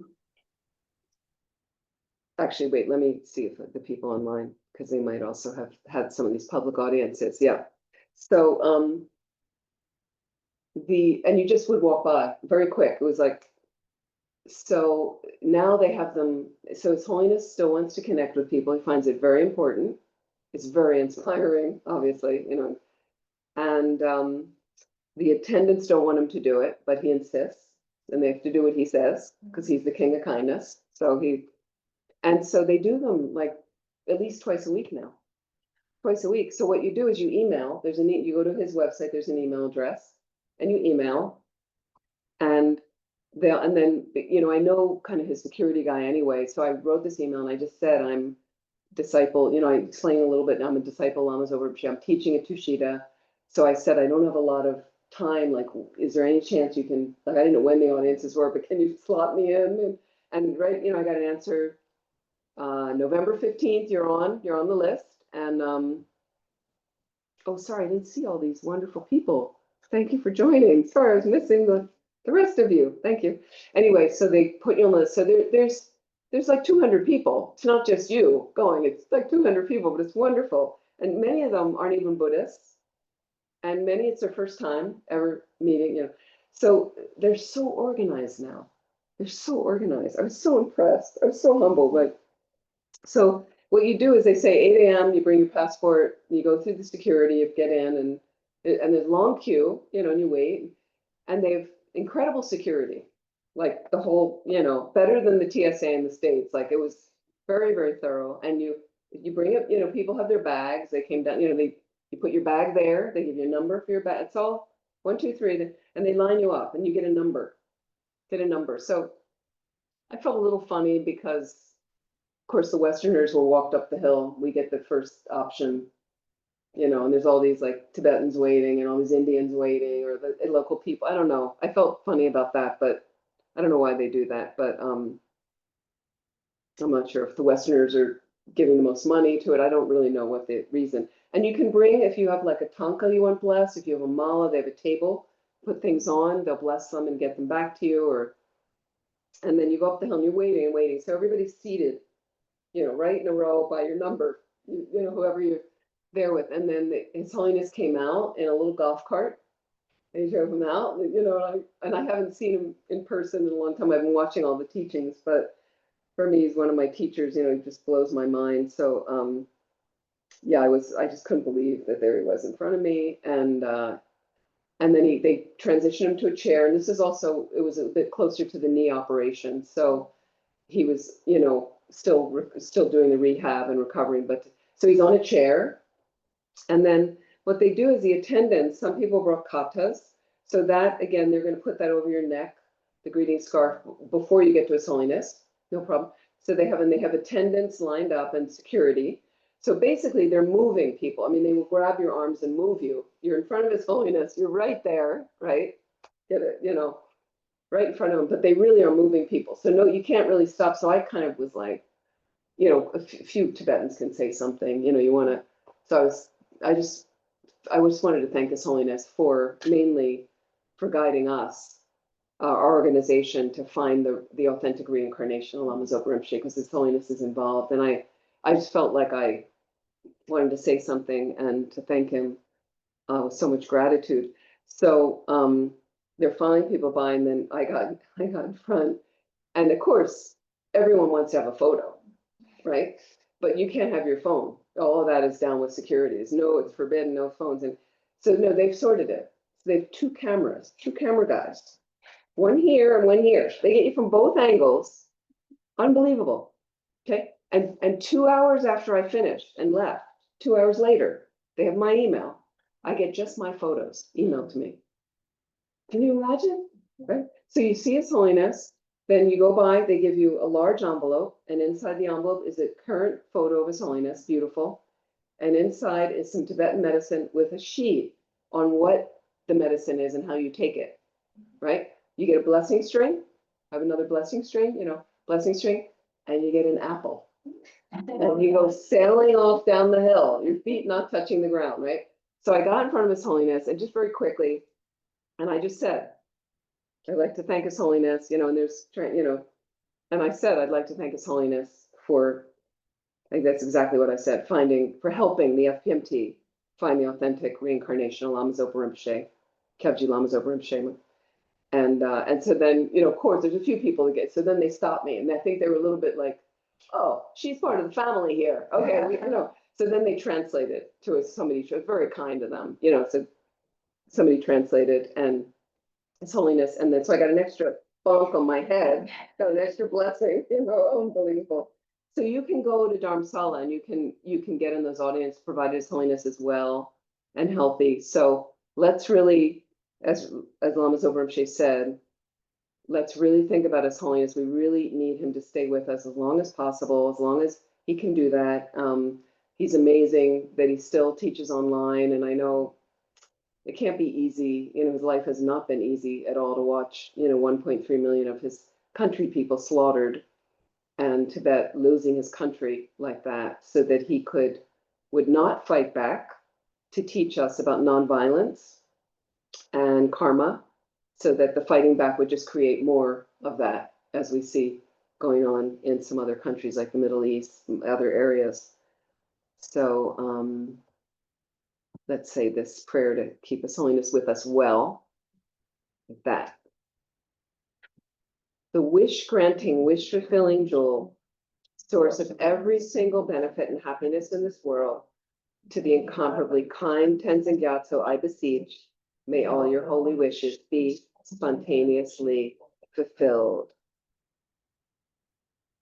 So it was hard because I hadn't seen His Holiness in person in a long time, several years. So it was hard to see him aging like that. And but I also heard, when you have general anesthesia for the knee replacement, the knee surgery he had, can really take a toll on older people to come back from that.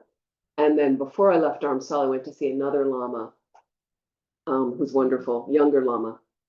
And he had just seen His Holiness that morning, and just separate mentioned and said, oh, and His Holiness now is fully back. Like he's totally seemed to be, there had been, it seems like, come on, we all forget, we all lose memory, as we get older, you forget stuff. But it seemed like he was really recovering and stuff, which is really good. So, because those surgeries are not easy for older people. So hoping to keep His Holiness with us. And then we have this lovely photo of Lama Zopa Rinpoche. And this is His Holiness, the prayer His Holiness wrote for Rinpoche's swift return. We can recite. Peerless teacher and assembly of the children of the victorious ones, Shravakas and Pratyeka Buddhas, victorious Losang father and sons, along with the lineage masters, all the objects of refuge in infinite lands, please bestow the virtue and goodness of accomplishing this prayer here and now. Holding and spreading the Muni's precious and complete teachings, through explanation and practice, you wore the armor of patience that is never discouraged. Incomparable Venerable Guru, to you I make request. Whoops. Let's see.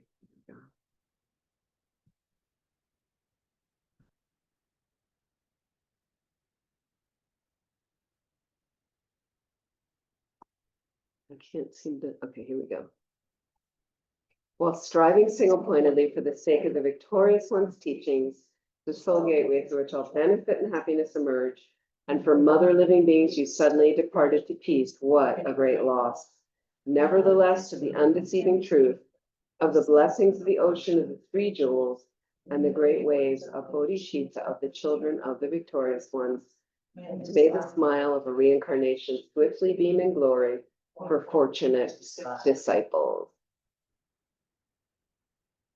And are some of you familiar with the multiplying mantras at the end of the day? Some people this is very quick, but it's auspicious to do, especially because of today.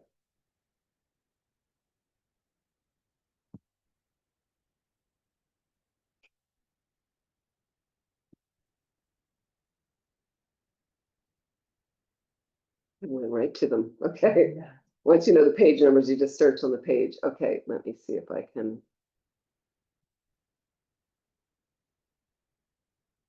Everything's working. So great. Must be because I'm in Switzerland. So these are very auspicious. We'll do them slowly at the end of the day to multiply whatever positive energy, whatever merit we've created.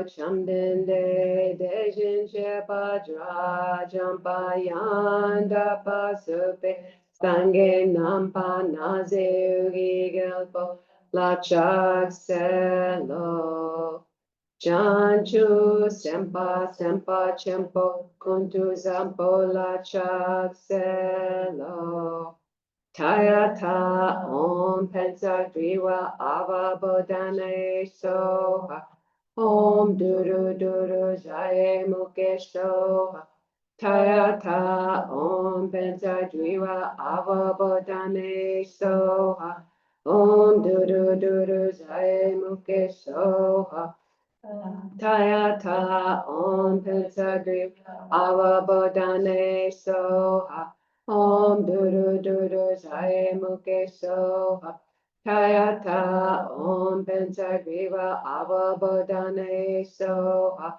Om Duru Duru Jaya Muke Soha Tayata Om Pensagriva Avabodhane Soha Om Duru Duru Jaya Muke Soha Tayata Om Pensagriva Avabodhane soha Om Duru Duru Jaya Muke soha Tayata Om Pensagriva Avabodhane soha Om Duru Duru Jaya Muke soha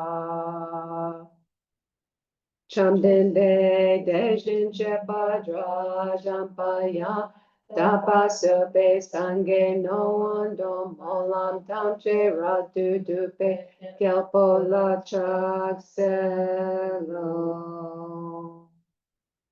Due to the power of the blessings of the eminent Buddhas and Bodhisattvas, the power of infallible dependent arising, the power of my pure special attitude, may all my pure prayers succeed immediately. By pacifying all the signs of obstacles and by perfecting every single required condition, may the Dharma tradition of Dharma King Tsongkhapa be preserved and developed. Due to the two types of merit collected over the 3 times by myself and others, may the teaching of the far-famed victorious one's pure wisdom blaze forth. I finished right on time. I know the Swiss like that. I want to thank you all so much. I want to thank you for hosting, Maria. Thank you so much, and everybody here. And look forward to seeing, I hope, many of you this weekend. Thank you so much. Thank you, Vinay. Any last questions or anything?